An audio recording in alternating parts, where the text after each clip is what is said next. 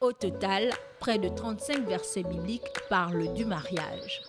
Voici un exemple parmi tant d'autres devant lequel nous nous inclinons. Le mariage, disent les Saintes Écritures, est une institution de Dieu. Dites-le avec moi. L'Éternel Dieu dit, « Il n'est pas bon que l'homme soit seul. Je lui ferai une aide semblable à lui. » Genèse chapitre 2, verset 18. L'Éternel Dieu forma une femme de la côte qu'il avait prise de l'homme et il l'amena vers l'homme. On l'appellera femme parce qu'elle a été prise de l'homme. C'est pourquoi l'homme quittera son père et sa mère et s'attachera à sa femme et ils deviendront une seule chair. Genèse chapitre 2, versets 24 à 26. Sans conteste, l'alliance entre deux individus apparaît comme une préoccupation sociale dans le monde.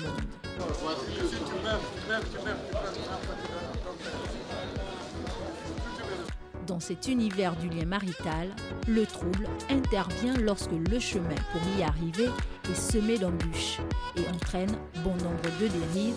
C'est à cet instant précis qu'un mariage devient le chou gras de l'opinion. Maintenant, à présent, maintenant, c'est comme si c'était la concurrence parce que la grande sœur s'est mariée. Moi, forcément, il faut que je me marie. Depuis que Facebook existe, le buzz sur Facebook, tel s'est marié, tel s'est marié. La mariage, c'est ça, par rapport à avant. Le mariage, ce n'est pas la femme qui fait le mariage seule. Le mariage, c'est le couple.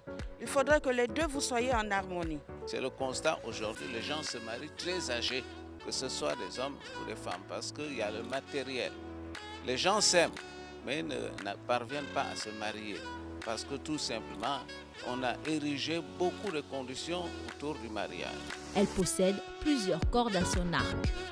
Elle, c'est Ida Moulaka, qui est une mère, entrepreneur, actrice de la société civile, chante et artiste gospel, reconnue de par le monde. Des activités qui, après l'ouverture d'une page Facebook, ont très vite fait d'elle l'oreille attentive à laquelle se confient ici à Libreville bon nombre de personnes prêtes ou pas à faire le grand saut. De ce phénomène, des femmes qui veulent absolument rentrer dans le mariage, écoutez, ce qui se passe, c'est qu'à la fin de la journée, quand je dis à la fin de la journée, c'est-à-dire que au crépuscule, quand vous serez là, toute seule, vous vous rendrez compte que Dieu avait finalement raison. Les raisons qui poussent les femmes à entrer dans le mariage ne sont pas des raisons, je dirais, conventionnelles. Nous avons un phénomène des femmes qui sont prêtes à acheter la dot, remettre à leur mari que, tiens la dot, allons m'épouser. Dans tout excès, il y a toujours un risque d'égarement et de déperdition. Le fait de désirer cette chose à tout prix peut être vécu comme une obsession pour cette personne. Et cette obsession peut avoir des effets néfastes sur la santé mentale de cette personne. Si elle ne parvient pas à obtenir la chose, cela peut être traumatisant pour elle et perturber son équilibre mental.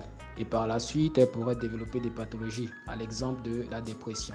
Selon certaines estimations, près de 5000 mariages sont célébrés chaque année au Gabon. Il faut environ 4 millions pour la plus petite cérémonie avec un budget limité, quand d'autres vont jusqu'à 20 ou 30 millions de dépenses. Parce que, un mariage mal préparé serait encore plus cher payé, les uns et les autres s'accordent à retenir qu'il vaut mieux prendre son temps.